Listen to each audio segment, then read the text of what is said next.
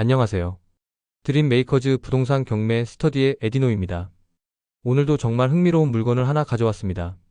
서울 광진구 자양동에서 나온 빌라 경매 물건인데요. 특히 이번 물건은 대항력 있는 임차인이 있어서 권리 분석이 정말 중요합니다.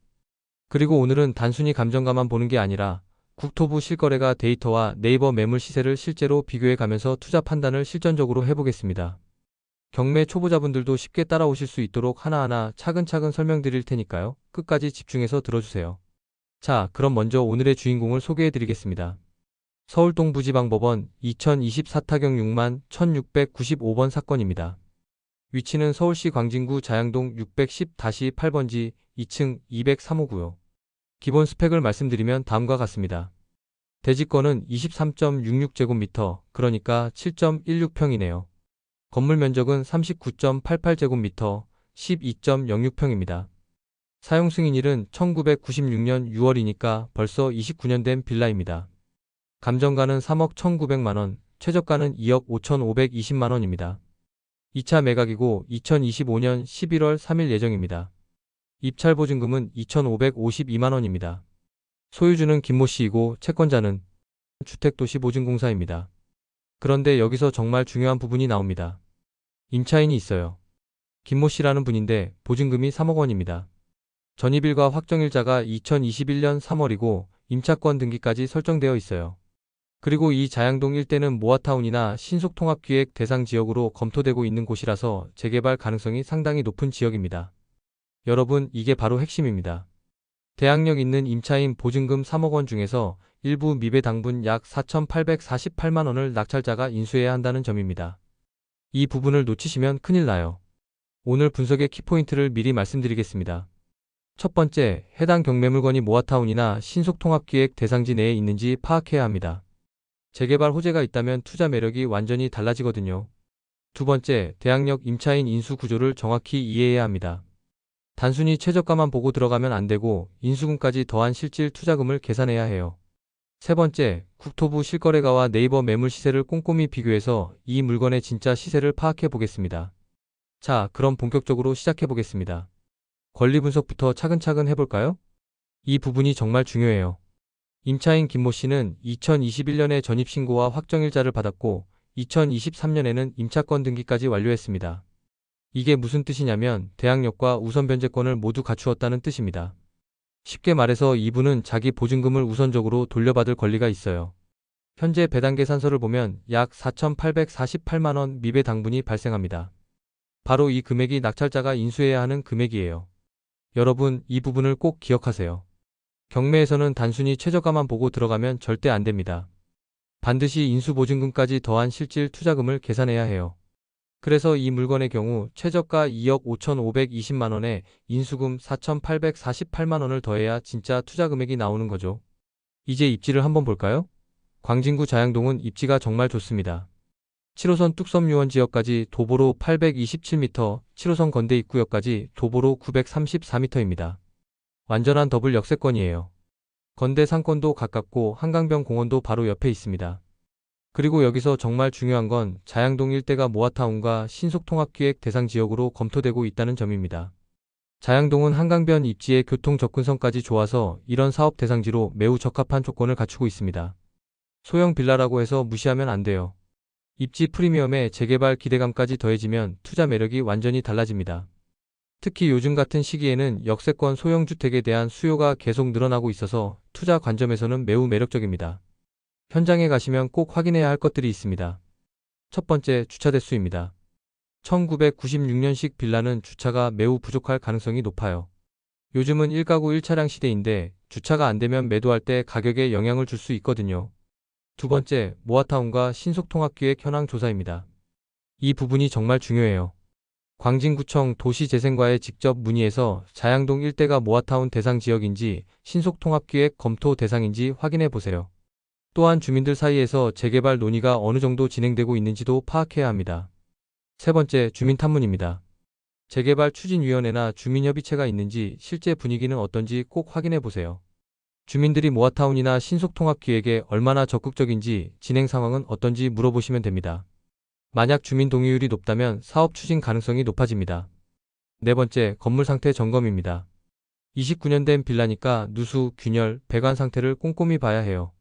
나중에 수리비가 많이 나올 수 있거든요. 다섯 번째, 명도 협상입니다. 임차권 등기가 된 임차인은 배당만 받으면 명도는 수월합니다. 하지만 또 다른 임차인이 불법으로 거주하고 있는지를 파악해야 합니다. 이제 정말 중요한 시세 분석을 해보겠습니다. 네이버 부동산에서 자양동 인근 매물들을 살펴봤는데요. 자양동 223-24번지 전용 면적 47제곱미터 4층 중 6층 매물이 6억 3천만 원에 나와 있습니다. 자양동 610-49번지 전용 면적 39제곱미터 2층 중 5층 매물이 5억 5천만 원. 같은 610-49번지 전용 면적 41제곱미터 4층 중 5층 매물이 6억 8천만 원. 여러분 보시죠?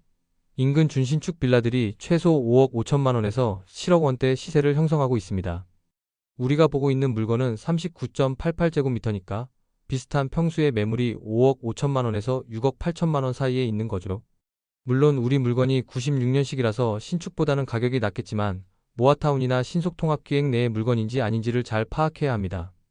이제 국토교통부 실거래가를 한번 보겠습니다. 최근 1년간 자양동 빌라 실거래 데이터예요. 성우하이츠 47제곱미터 2015년식이 9억 6천만 원에 거래됐습니다. 한양빌라 52제곱미터 1992년식이 7억 2천만 원. 강변 에펠리스 55제곱미터 2015년식이 5억 8천만 원. 삼성 홈타운빌 51제곱미터 2011년식이 5억 8,900만 원. 굿모닝빌 40제곱미터 2002년식이 5억 원. 여러분 정말 중요한 포인트가 보이시나요? 1990년대 빌라도 최소 5억 이상에서 실거래가 이뤄지고 있습니다. 특히 우리 물건과 비슷한 평수인 굿모닝빌 40제곱미터 2002년식이 5억 원에 거래됐다는 점을 주목해보세요. 우리 물건이 96년식이라서 조금 더 오래됐지만 입지가 더 좋을 수 있고 무엇보다 모아타운이나 신속통합기획 사업 대상지 여부에 따라 가격이 달라지니까 이 물건이 개발지인지 아닌지를 잘 파악해야 합니다. 실제로 재개발 대상 지역의 빌라들은 일반 빌라보다 10%에서 20% 정도 프리미엄이 붙는 경우가 많거든요. 이제 실제 계산을 해보겠습니다. 이번 물건을 2차 최저가인 2억 5,520만 원에 낙찰받는다고 가정해볼게요. 낙찰가는 2억 5,520만 원. 인수 보증금은 4,848만 원. 취득세 1.1%는 약 280만 원. 명도비는 약 240만 원입니다. 협상에 따라 달라질 수 있어요. 자, 계산해보면 총 투자 금액이 약 3억 889만 원입니다. 여러분, 이게 바로 진짜 투자 금액이에요. 최저가 2억 5천만 원만 보고 들어가면 안 되고 이런 부대 비용까지 모두 계산해야 합니다. 그런데 3억 889만 원 투자해서 과연 수익이 날까요? 그리고 모아타운이나 신속통합기획 사업이 확정되면 투자 수익률은 어떻게 달라질까요? 이제 그걸 한번 봐보겠습니다. 앞서 본 시세 데이터를 종합해보면 이 물건은 긍정적으로 잡아서 5억 원에서 5억 2천만 원 수준으로 매도가 가능할 것 같습니다. 왜 그러냐면 같은 평수의 2002년식 빌라가 5억 원에 실거래됐고 네이버 매물도 5억 5천만 원 이상에서 나오고 있거든요. 우리 물건이 조금 더 오래됐지만 입지나 접근성을 고려하면 5억 원 정도는 받을 수 있을 것 같아요. 그런데 여기에 모아타운이나 신속통합기획 사업이 본격화되면 매도가는 더욱 올라갈 수 있습니다. 반대로 재개발 호재가 없으면 매도가는 더 낮게 잡아야 합니다. 일단 긍정적으로 계산해 보겠습니다. 총 투자는 3억 889만 원. 매도는 5억 2천만 원. 매출 총이익이 약 2억 1천만 원 나오네요. 여기서 수리비 1천만 원, 매도 비용 약 500만 원을 차감해도 순이익 약 1억 9천만 원 수준이 예상됩니다. 수익률로 따지면 투자금 대비 60% 이상의 수익률이에요. 정말 괜찮은 투자 아닌가요?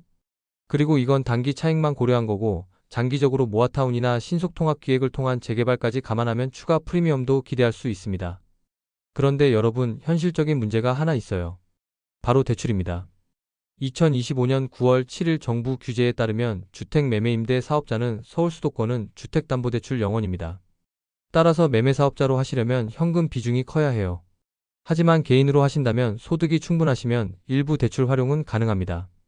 예를 들어 월소득이 800만 원 정도 되신다면 DSR 50% 기준으로 월 상환액 400만 원까지 가능하니까 1억 5천만 원 정도는 대출받을 수 있을 것 같아요. 결국 현금 1억 5천만 원 정도는 준비하셔야 한다는 얘기입니다. 그럼 이제 리스크도 한번 짚어보겠습니다. 첫 번째 리스크는 임차권 등기 임차인 인수 문제입니다. 배당을 모두 받으면 문제가 없지만 못 받을 경우 인수해야 합니다. 두 번째는 주차 부족과 노후화 문제입니다. 이 부분은 매도가에서 일정 부분 반영해야 할 수도 있고요. 세 번째는 대출 제한으로 인한 현금 동원 부담입니다. 하지만 여러분, 투자금 대비 시세 차익 여력은 충분하다고 봅니다. 리스크가 있지만 그걸 상쇄하고도 남을 만큼의 수익 잠재력이 있어요. 자, 그럼 오늘 분석을 정리해 보겠습니다. 첫 번째, 총 투자 금액은 약 3억 889만 원입니다. 두 번째, 긍정적으로 매도가를 5억 원에서 5억 2천만 원으로 잡았습니다. 세 번째, 순이익은 약 1억 9천만 원 수준으로 예상됩니다. 네 번째, 리스크는 임차권 명도와 주차 부족 문제가 있지만 시세 메리트와 재개발 기대감으로 충분히 매력적인 투자라고 봅니다. 따라서 이번 자양동 빌라 경매는 단기 수익도 가능하지만 장기적으로 재개발 프리미엄을 보고 들어가시면 더 좋은 전략이 될 수 있을 것 같습니다. 물론 투자 결정은 각자의 자금 상황과 투자 성향을 고려해서 신중하게 하셔야 해요. 오늘은 특히 대항력 있는 임차인의 권리 분석부터 실제 수익률 계산까지 경매 투자의 핵심 과정을 모두 다뤄봤습니다. 다음에도 더 좋은 경매 물건으로 찾아뵙겠습니다. 구독과 좋아요, 알림 설정까지 부탁드리면서 오늘도 모두 성공적인 투자하시길 바랍니다. 감사합니다.